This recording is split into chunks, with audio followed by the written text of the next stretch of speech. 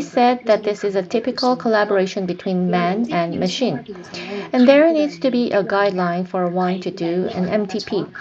The accuracy and the concreteness of the guideline will determine the quality of machine translation or the productivity of this whole process. 특히 2016년 Especially since 2016, when neural machine translation was first introduced, there's been a sharp surge in demand for machine translation. In other countries, there have been many studies conducted on MTP guidelines to guide the post-editing activities. However, there have only been a few such studies conducted locally. Recently, in 2018, Yoon-mi-sun et al. Introduced MTP guidelines for English to Korean translation, for which they used foreign guidelines as reference and made some adjustments and revisions applicable for the English and Korean language pair. But for the Chinese and Korean language pair, which is the focus of this study, there is no such MTP guideline. And MTP-related studies have mostly been focused on the productivity, the cognitive effort required, quality, and such practical aspects. However, as I mentioned earlier, given the increasing need for MTP and given that more MTPs are done now than before, there have been suggestions that MTP should be an important part of translation training. I'd like us to take a look at what MTP training studies have been conducted in Korea. Most such studies have been on the English and Korean language pair, and they focus on undergrad students. And the texts analyzed in these studies include disease-related websites, reports, articles, columns, speeches, and literary works. In general, the conclusions drawn from undergrad students' MTP are more or less similar, but the conclusion drawn from a study on MTP examples of graduate students majoring in translation was actually the opposite. The language pair is different and the text analyzed are also different, so we cannot simply conclude that this is a difference between undergrad and graduate students. However, we can assume that there is some difference because undergrad and graduate students majoring in translation generally differ from each other in terms of their language skills and translation experiences. In this study, we used the same legal text for both undergrad and graduate students majoring in translation. We did a comparison analysis on their MTP output to draw implications for training. So these are the numbers. There were 10 students who are graduate students majoring in translation, and there were 21 undergrad students studying Chinese interpretation and translation. These students have never taken any translation class before and have not had any MTP experience. However, considering the Chinese language skills and interpretation or translation experience, graduate students were generally better than undergraduate students. The text to be translated was People's Republic of China's Law on Personal Income Tax. The entire text was too long to be machine translated, so we only took excerpts from 583 to 4. And machine translation was done through Papago Naver. The machine translation was run twice in May 2019 and in December 2019. There's a time gap of 6 months, but the output was the same. So during the first half of the class, the students were instructed to practice Chinese to Korean translation. They were taught what they needed to be careful with in dealing with legal texts and what characteristics these texts had in general. In the second half of the class, they did a practice on Chinese-Korean MTP. First, in the first half, I explained to the students, some general points about machine translation and machine translation post-editing. I used a guideline to give some examples. So in the second half, the students presented their MTP assignments and then we discussed their output. So there's the original text and the machine-translated output and the translation brief, which lays out the purpose of the translation, the target reader, and some translation-related requests. The translation brief says that the translation aims to provide information to and support the activities of the general public and businesses. And this is provided by the World Laws Information Center, which is under the Korea Ministry of Government Legislation. So the students were made aware that this is an official translation, which is a translation intended for the general public and which is not legally binding. And to provide students with some guidelines, I used the guideline by Yoon-mi-sung et al. And in 2018, which is a guideline on MTP for English to Korean translation. This is because although the language pair is different, this study is also about translation from Chinese to Korean and about post-editing of machine translation. The MTP guideline by Yu Mi-sung et al. Is divided into 3 general points and 9 specific points. So a comparison analysis was done on the students' MTP output with these 9 specific points or areas as basis for the comparison.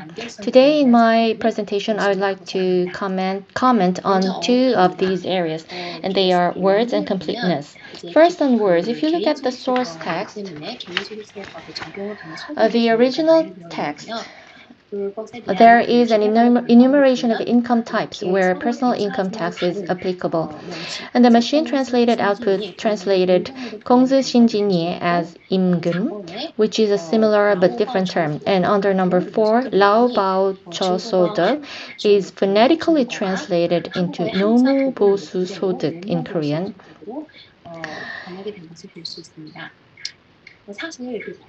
In legal translation, actually, selection of an equivalent word is something that can be very tricky.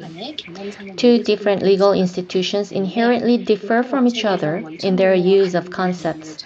And so, practically speaking, it is impossible to find perfectly equivalent terms in the target legal framework that would embody exactly the same jargon and concept used in the source text.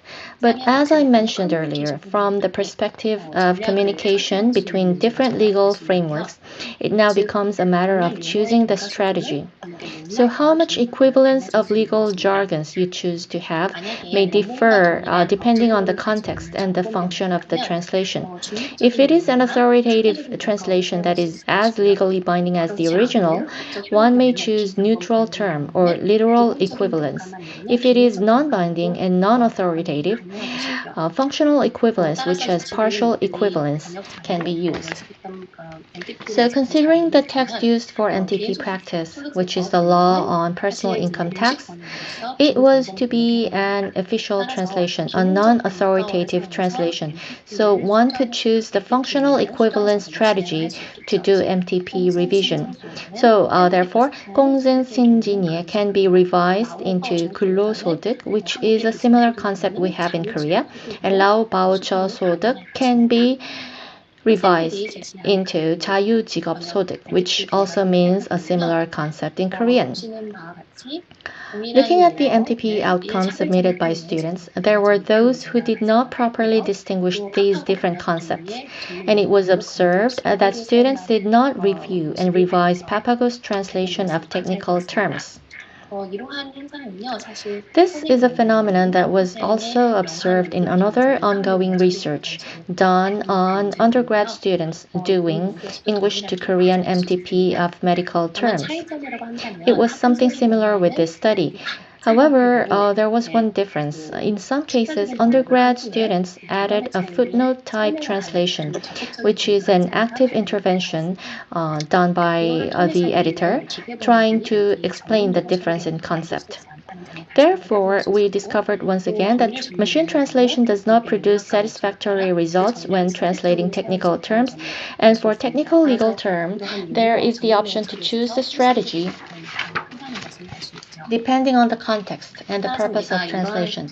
So we know that the post-editor plays an important role in processing such technical terms. When we conduct training on legal MTP, therefore, we need to educate students that translation strategy for processing technical legal terms depends on the context and the function. There also needs to be a training on where one can find the existing equivalence of technical legal terms, and if there is any time constraint, what options one can avail of. The second point is on completeness. If you look at the example, the red part in the original context has been deleted in the machine translation output.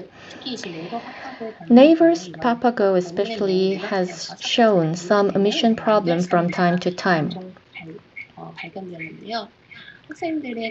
So it's a problem of incompleteness. And it's been observed in students' MTP that they did not revise the incomplete part. One minor difference is that an undergrad student did not follow the sentence structure of the original text and changed has residency in into resides. So the readability was taken into account when the student made this bold change. One clue we can derive, therefore, is that perhaps because the undergrad students are less proficient in Chinese language, there is a possibility that they do not really compare the machine-translated output with the original, but read only the machine-translated output and do a single language MTP. And because legal translation and legal text translation are usually regulatory in nature, the intensity and the extent of regulation matters a lot. So given this omission problem, which affects the completeness, especially in legal texts, we need to make students aware of such a problem and teach them also that they should carefully compare the machine-translated output with the original text to avoid incompleteness. So today I presented these 2 points. In the days ahead, I plan to conduct analysis of undergrad and graduate students' MTP output on all 9 points or areas to obtain insights on what we should be careful about in teaching MTP of legal texts and any implications there may be on such training. So this ends my presentation. Thank you.